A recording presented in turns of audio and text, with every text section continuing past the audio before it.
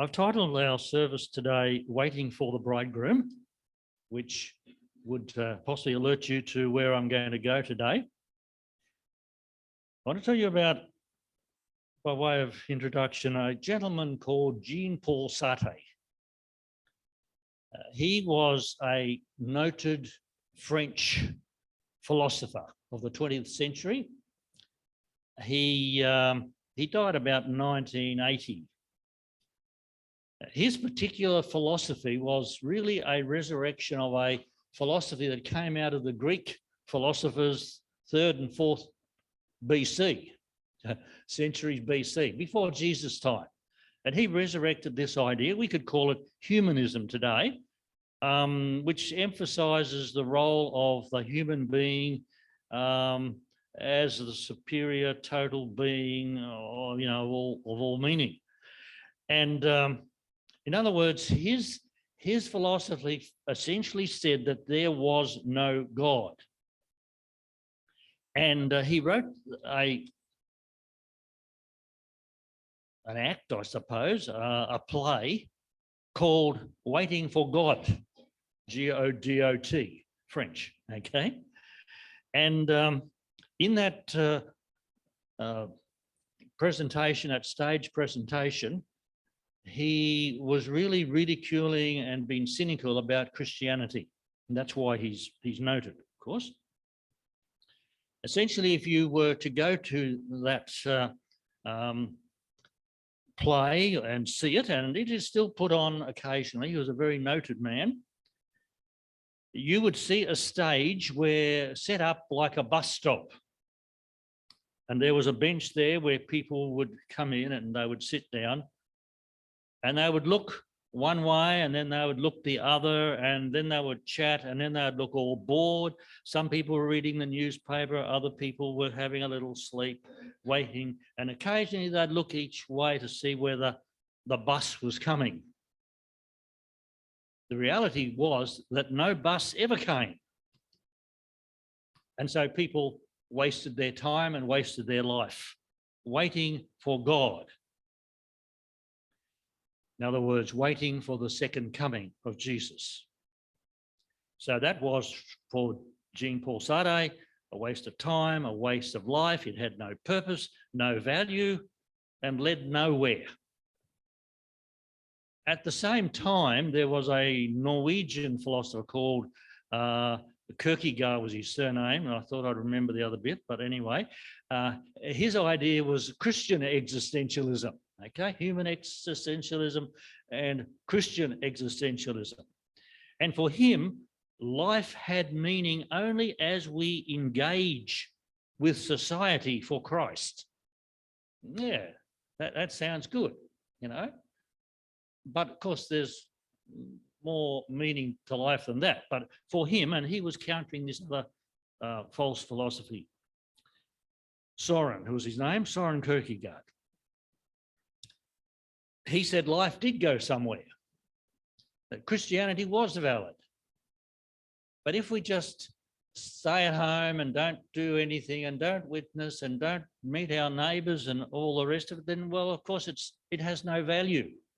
So he saw the force and the meaning of existing on this earth being that we can share with others and make their life and their existence a little bit more palatable while we are waiting for the bridegroom.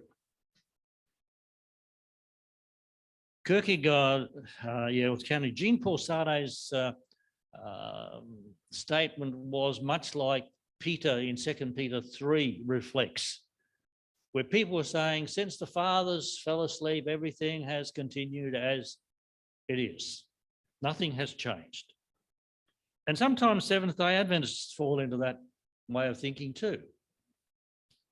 On the other hand, there are those who think that they can all but tell the minute when Jesus is going to appear. And I'm going to be talking about that a little bit this morning as well.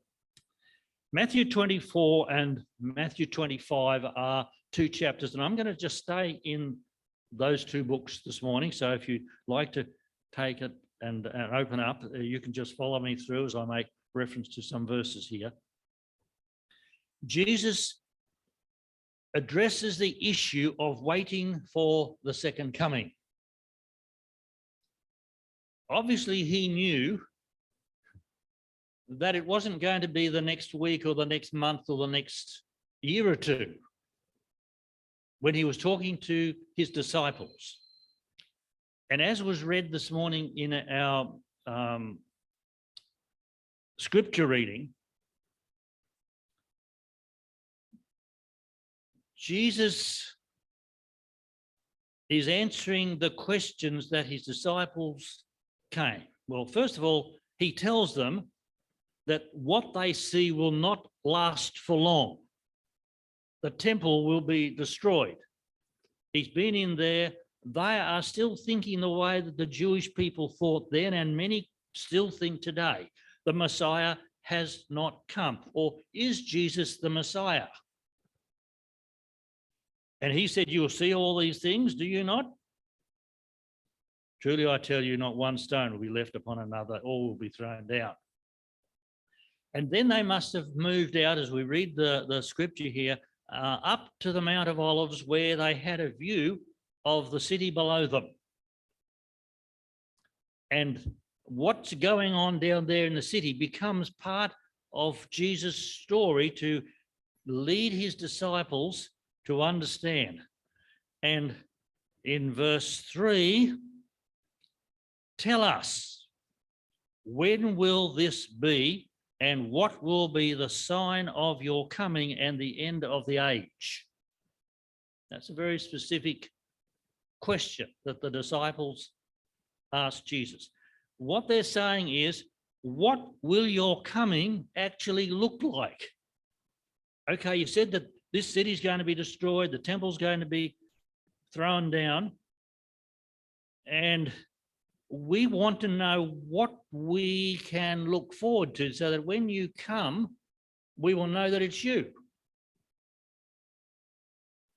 Now, that's a very important question, and Jesus answers that question.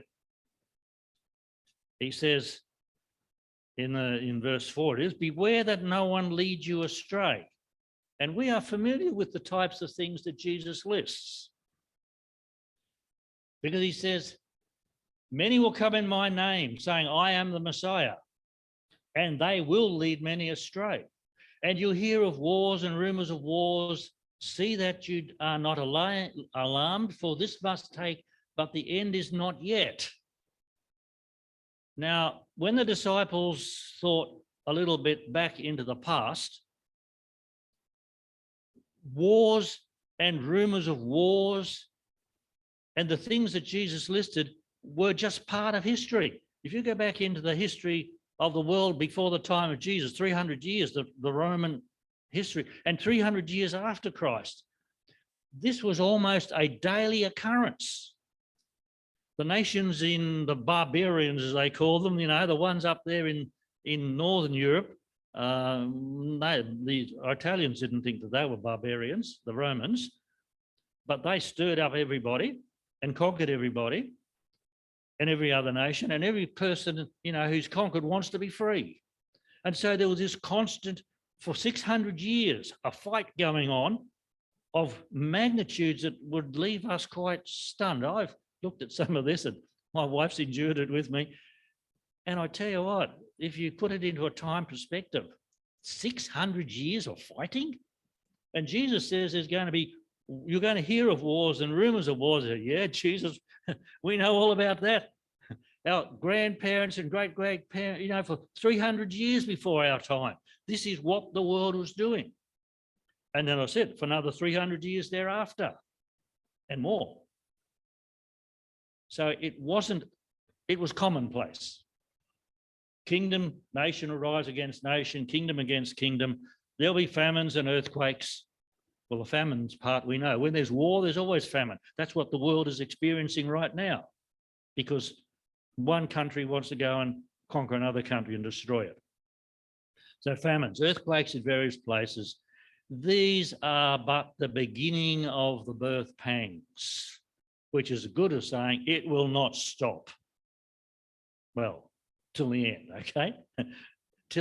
They're asking for the sign. Now, for us, A sign is like a symbol or a benchmark that we can get an idea of what's going on.